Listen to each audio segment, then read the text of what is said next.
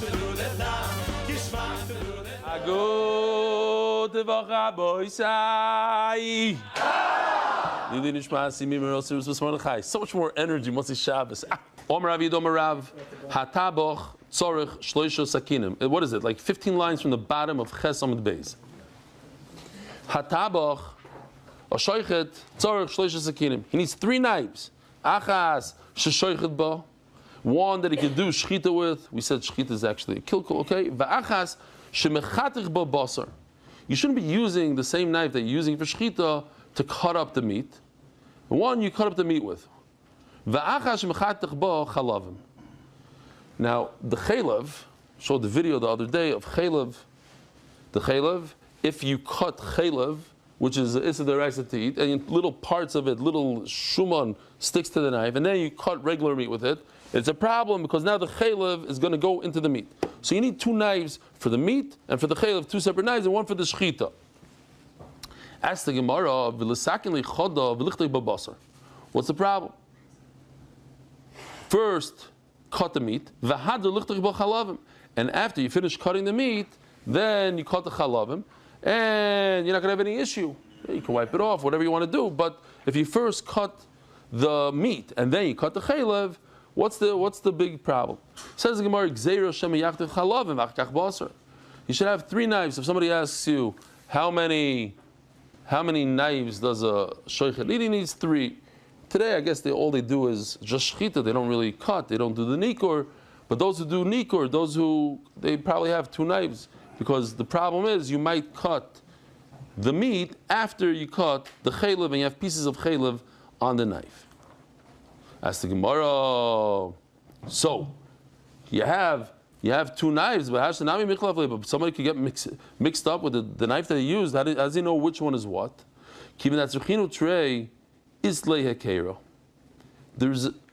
a heker based just on the fact that we are mechayev him to use 2 knives. He's going to make some sort of sign on it. He'll know what it is. Another one, same kind of sugya. Instead of knives, now we're talking about buckets. Hatabach, a butcher, a shoichet, tzarich shnei kelim shel mayim, needs 2 buckets of water. Echad shemederech by basar, one which he rinses off the meat. V'echad shemederech by chalavim, the other one in which he rinses off the chaylev, which is asur. As the Gemara just all you need is 1 bucket. So first you put in what's mutter, and afterwards you rinse off the chaylev. We're concerned that you're going to flip it. You're going to reverse it. First you're going to do the chalavim, and you're going to have chaylev floating around in the water, and then the basar. Says Gemara, but even if you have 2 buckets, you're going to switch them around. You might put the chaylev in the one that's meant for the meat, and the meat. Says Gemara, since we inconvenience him to get 2 buckets and fill them up with water. Obviously, he's going to make one that's blue, one that's red, whatever they do. Like in the. I don't have to remind the Olam and then the Shivas in Eretz those plastic. Remember, there's no everybody. All right, Zok the Gemara, I'm a speeder up, Papa. What we call flanken, it's like next to the ribs over there. This is the video that I want to show you. There's a guy removing chaylev from the flanken. These are flanken. You can see the ribs, and that's the flanken. There's chaylev over there. So that chaylev, we're talking that piece right over there is chaylev. You can't take that piece and put it on top of another piece of meat. You can't flip it and put it on top of another piece, pile it up. Why? Because the chaylev is going to heat up and it's going to drip onto another piece of meat, and it's going to trafe up that other piece of meat. That chaylev is a deraisa to eat.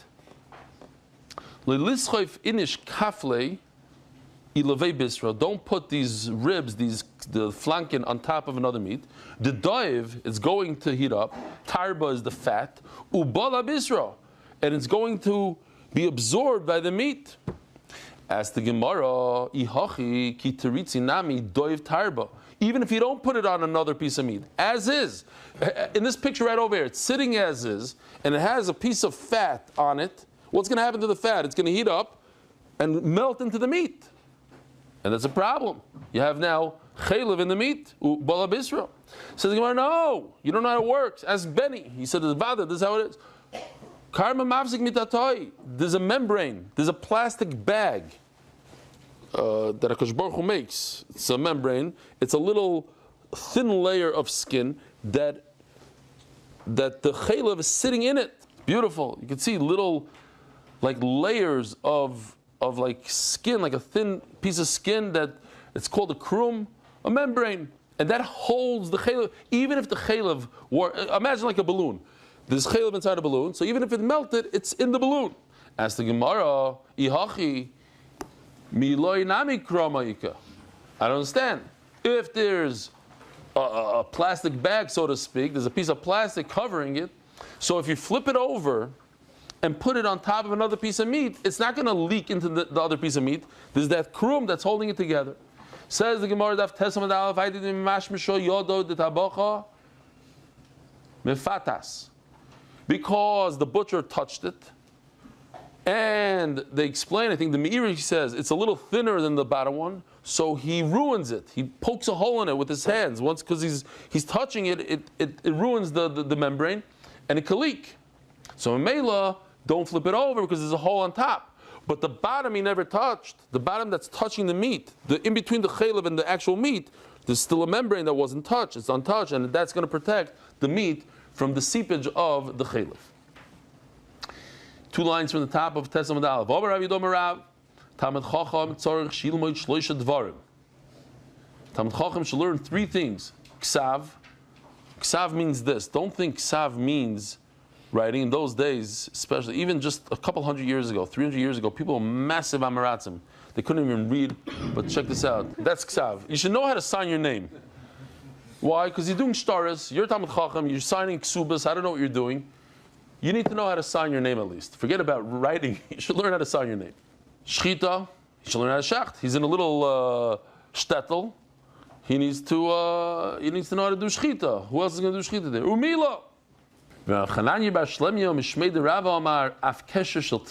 should learn how to do the dalid on the shalroish. You should learn that this ubirkas chasanim. You should learn the shever brachas bal peh. You know, they didn't have a sidurim then. You should learn the shever brachas bal peh. Vitzitzis. In addition to the 3 things that Rav said, ksav, shchita, milo, you should learn tefillin, birkas chasanim, and vitzitzis. Bidach. How come he doesn't mention the first? Rav doesn't mention anything about tzitzis. Hani shchichan, everybody knows how to do tzitzis, tefillin, that's fine, that's not a big deal. V'omer Rav Yehuda Omer Shmuel. Now Rav Yehuda, a second ago he said in the name of Rav, now he says in the same name of Shmuel, we know he learned by both. Kol tabach she'eri yedeh hilchah shchita, asu lechem shchita asay. Just because you know how to do shchita doesn't mean that we can eat your shchita. You have to know the halachas. Ve'elu heirich shchita. Shehiyah. Drasa. Okay, drasa would be like this, okay? Instead of going back and forth, I'm going downwards, like that. That's a problem. You have to go back and forth. Now shia, what's shia? Shia is, you go like this, you cut a little bit, then you take the knife out or something, you take a little spatzir, and then you come back and you continue. Now how long we're going to learn what the shear is, I don't know if necessarily you need the knife out, but you go like this, pause, and then you continue, that's shia. Not a fluid motion, you're pausing. Chalada, what's chalada? Chalada is where the knife is hidden. These are all brand new for MDY. Stops and then goes and does the next one. Drisa, his drisa. Not obviously you don't need 2 hands, it's just to make the point that it's going downwards. But if you do it with 1 hand and you're going a downward motion, that passes the shchita. We're holding by chalada. So this is a nice addition that we had, that we didn't have this in Daf Beis. This is also taken from, we improved it, but from Kol HaLashon, that idea. He's showing over here, he's grabbing the kon and the veshet, he sticks the knife underneath, and then he does shchita. So what happened was that his knife was hidden by the kon and the veshet, from the inside of the animal. It can't be covered, the knife can't be covered. You have to come uncovered and cut from the top. Over here he's, let's see, he's going inside the animal. Now you see how it's covered? There's a 3D view. It's covered by the trachea. and then he's going to cut it, that's too late. That's also. What else do we have? And hagrama. So hagrama, I just put the arrows there as l'saber serinayim. Okay, let's just assume that that's the area where you can shecht. The trachea, obviously, that's the breathing tube that goes into the lungs. So the end of where you can shecht is by the entrance to the lung, pretty much. And on the other side, closer to the jaw, it's by where the Adam's apple is. Hagrama means this could all be wrong. Let's get to the sugya. But the point is that he's shechting in the wrong spot. He might have killed the animal, but it's in the wrong area of where he's allowed to shecht. There's only a certain area where you're allowed to shecht. Michael Mashalon, what are you telling? Why is Rav saying this? Shmuel. Oh, the ikur. Ikur means to use a knife that has a begima, that has a nick in it. And what happens is, it's going to break the instead of cutting, it's going to break it's going to rip the kana. Okay. Michael Mashmalan Kul Taninu. We learned it's coming up Mishnayos that you need all these things. This individual, he shechted fine 2-3 times. It was great. Because he did 2-3 that were good. This is also good. Since he doesn't know halacha, zimnin dishoyi. Sometimes he'll make a mistake and he'll pause in the middle, take a cigarette in between. Vidaris, or he'll push downwards. That's very common. Instead of doing a nice fluid back and forth motion, he's pushing downwards. Based on this Gemara, the Shulchan Aruch paskins that a shochet needs something called a Kabbalah. He needs like a certificate that he knows what he's doing. Zog the Gemara. He has to take out the simanim. He has to look into the simanim and see whether or not he shechted a roiv. Yeah, the 2 simanim and a behema. Now, how much of the 2 simanim do you have to shecht? So the answer is, on a bird, you only have to shecht 1 siman. 1 siman out of the 2. On a behema, you need both. I'll go bottom. The shochet has to go take a look at each one, open it up, and take a look to see if there's a roiv. Lachar shchita after the shchita. We learned this. Rabbi Shimon Omer, bikur. If he paused enough to inspect, it's possible. My love, bikur simanim l'chayra. This is the halacha that he you have to check. What are you checking exactly? You're checking the simanim.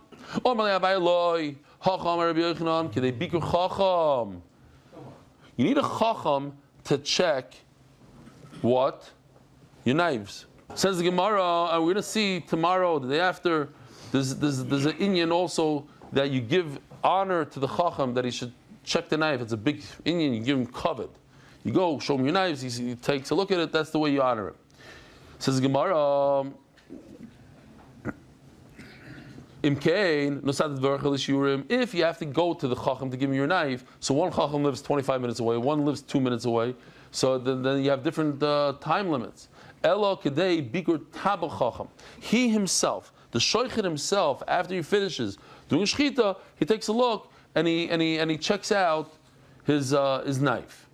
So that's normal. Whatever it takes for a shochet to do shchita and then check. Says Gemara, loy bodak mais. So just remember, everything is matama. These are mufurish psukim. A dead horse gives you tuma. A dead cow gives you tuma. Unless you shechted, then it's not. Then it doesn't give tuma. A dead cat, tame. Everything is tame. Besides smaller animals like shrotzim, so then you only have shwena shrotzim, only in those. But all larger animals, everyone, a dead dog, dead pig, dead camel, they're all matama, they all have an avail. Okay, great. So, says the Gemara, so it's very important to remember that. Because a dead cow, if a cow walks into the shlachtois and drops dead from a heart attack, sees its friends dying there one after another, boop, it's matama. But if you shecht it, and let's say you find a giant hole, let's say you shecht a cow, and you find a giant hole in its heart. This big, its hole is larger than its heart. The hole in the heart is larger than the heart. It's not possible, but let's say. It's matama, not matama. It was going to die anyways tomorrow.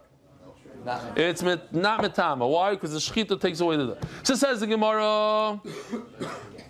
Loi bodak mai. What if you didn't do a bdika to the simanim? Yeah. Loi bodak. You didn't check the simanim like we were supposed to. After you do shechita, you open up, you take a look. We're not talking about the knife because we just finished knife, but we go jumping back to what we learned before that the tabach tzarich shivdek simanim. Rabbi Lezer machlokes. Rabbi Lezer ben Atikinus mishum. Rabbi Lezer ben Rabbi Yana Yomar treifa. It's mamash a treifa vasur b'achila. In other words, there's no tuma. It's a treifa. So, but a treifa you can't eat, but you gain one thing that there's no tuma. B'masnisa tana. Why? Because the ma'aser is a shechita, but it's not a good shechita. Maybe you didn't do a good shechita. I don't know. No, we're going to assume that it's a good shechita. It takes away from the tumah.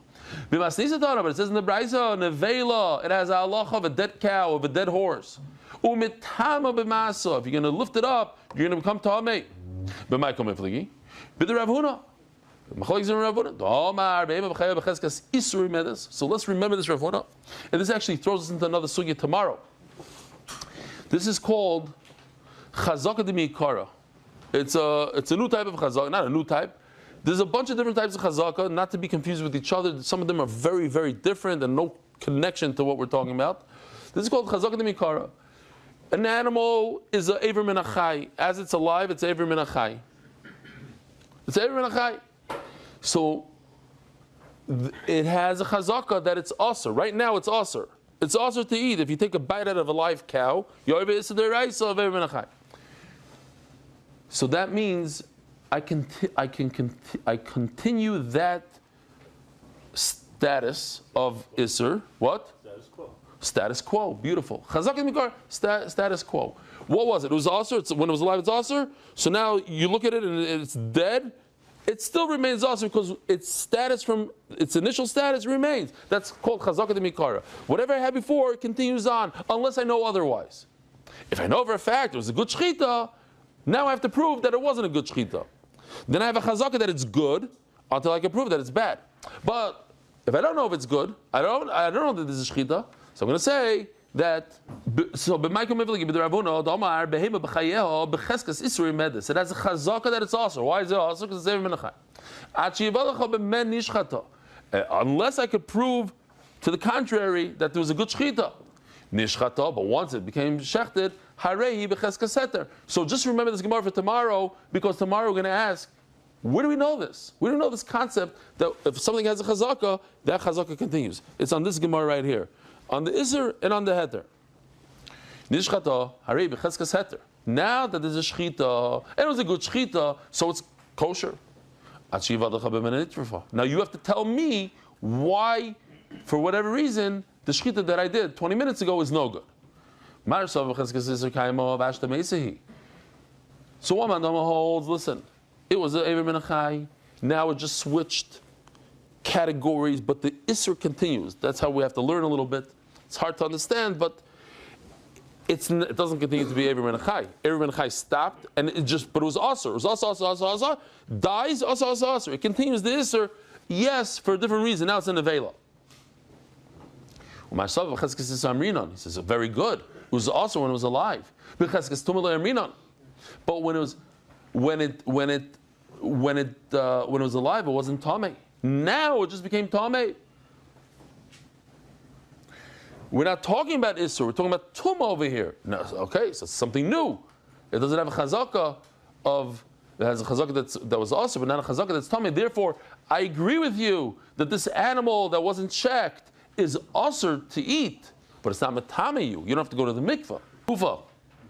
Omer Ravuna, now let's go into what we just read. Omer Ravuna, an animal, when it's alive, it's Asr to eat. You can't take a bite out of a live animal. So Mela that Isser continues on, it's called the Chazaka de Mikar. But if it had a shechita, now you made it mutter, so now that remains in. That's the status quo. The heter is the status quo. Velema, as a Gemara, just the lashon is not so gishmak. Why? Velema nishchata hutra, not chazaka. Once he did shchita, became mutter. What does chazaka have to do with anything? When I did shchita, it became mutter. Not it became muchzak. Why do I have to say now there's a new status quo? When I shecht, it became mutter. So the Gemara, no, I need the status quo. Why? If there's something new came up, something bad, something after the shechita, we decided, well, maybe it's not a good shechita. Like what? If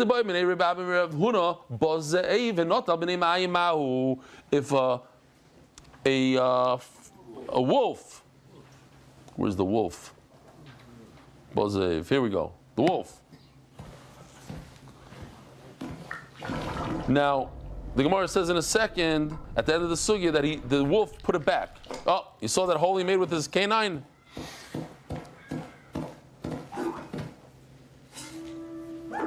Now the question is, why would the wolf bring it back? So this answers the question.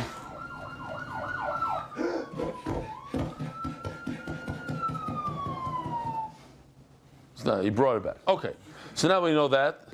We have to know the metzias. Why would a wolf bring it back? If he grabs away your intestines, what's the halacha? Says Gemara, what's the halacha? Not Allah, less no. It's not here, so it's not here. What's the problem? What if the wolf showed up and punctured the intestines? Is that a treif or not? But if he came and bit it, so we saw that he bit it, so we know he did it. So we know that it was kosher before until the wolf showed up. We don't know. He took it, he brought it back, and it came back with a hole, puncture wound. So this is interesting. And then we're going to go a little bit of a sugya. Could I assume that maybe his canine that punctured the intestines, it hit exactly in the same spot that it had a previous hole? In other words, this intestines was treif. This animal was treif before, and the wolf didn't do anything. Or no, maybe it was kosher, and the wolf made the hole. Can I say something so far out that the wolf put his tooth in the hole? What if? No, I'm not concerned that he did that. We were going to assume that it was kosher, and the wolf made a new hole in it. And memela, it's kosher. If you see, basically there's a halacha that says that if you have a moist fruit that has a hole in it, we have to be concerned that maybe a snake, and we're going to go into the whole suite of snakes now, not now, but tomorrow, maybe a snake inserted its venom into the, let's say, a watermelon. You see a hole in a watermelon, maybe the snake inserted its venom in there, and maybe you shouldn't be able to eat it. So if you see a bird poking into a hole, maybe the hole that the bird is poking into, it was already made, it was already there before by a snake. So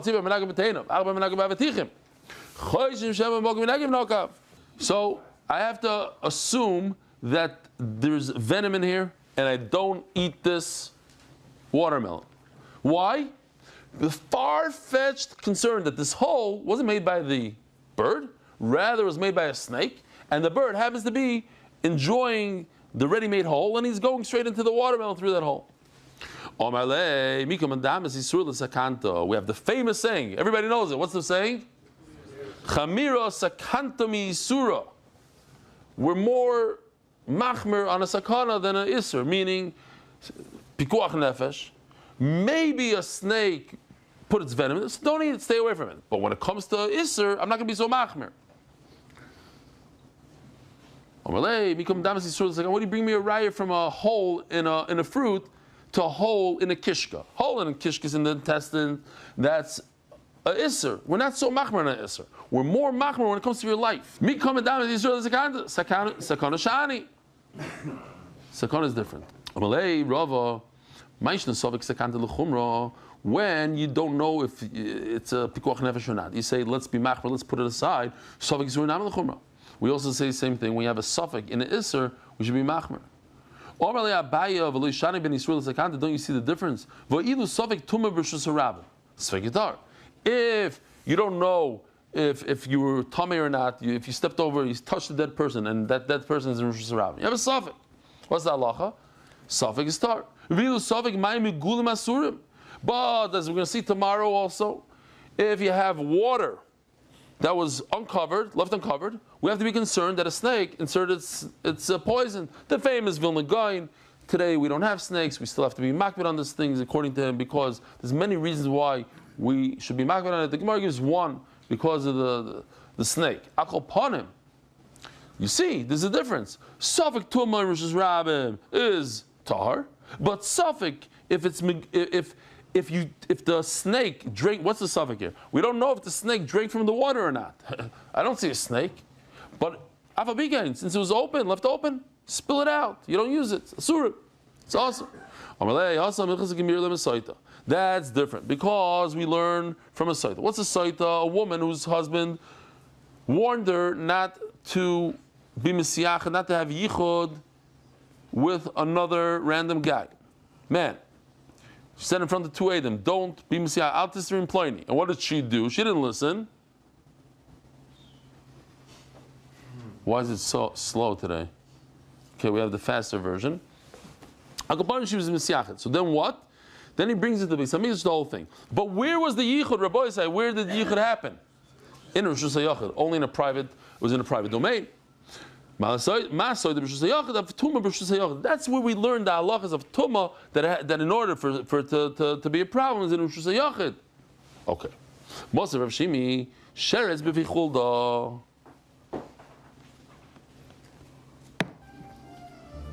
A weasel is holding a dead rat, dead mouse. Yeah, it's dead, this thing, even though its eyes are open and looks so cute. Now, we don't know if its dead tail touched the bread, the fruit, whatever it is. V'chulda mahalechas agabi kikar shel truma. Mazer Rav Shimi. Sheretz b'vichulda v'chulda mahalechas agabi kikar shel truma. Savik nagis savik leilag. We don't know if the tail touched the bread. Sveikitar. Over here we have a suffix. Even in Rosh Hashanah, it's tahar. All of a sudden it's tar. Usually suffix in Rosh Hashanah is tamei. Over here it's tar. V'lu suffix ma'im gul masurim. You see that chamir sakanta misur, because over here we have a suffix whether the tail touched it on, and we say it's tar. And if you don't know what's going on with this water, toss it. Hasanami says a woman, you could ask her, were you mesiach with another man? She could admit to it. If she admits to it, it's fine. She doesn't go through the whole thing. She just loses her ksuba, the whole thing, whatever. But you can't talk to a piece of bread. According to Rashi, it's the bread. The bread has no das. He can't answer you. And maybe I learn from a site that has to be a person that you could talk to. You could have a conversation and ask her or ask him. Over here, since you can't ask a piece of bread, and because he can, that's why the suffix is tar. Let's stop over here. We'll give the Israelis time to come in. Rabbi Sai, have a wonderful evening, a good Voch. We'll see you tomorrow. If not, don't fall off when I am gone. We'll be back, Be'ez Hashem, in a week. Merit the schus of spreading Torah throughout the world. Sponsor a shir today. MDYsponsor.com or sponsor at MDY.com.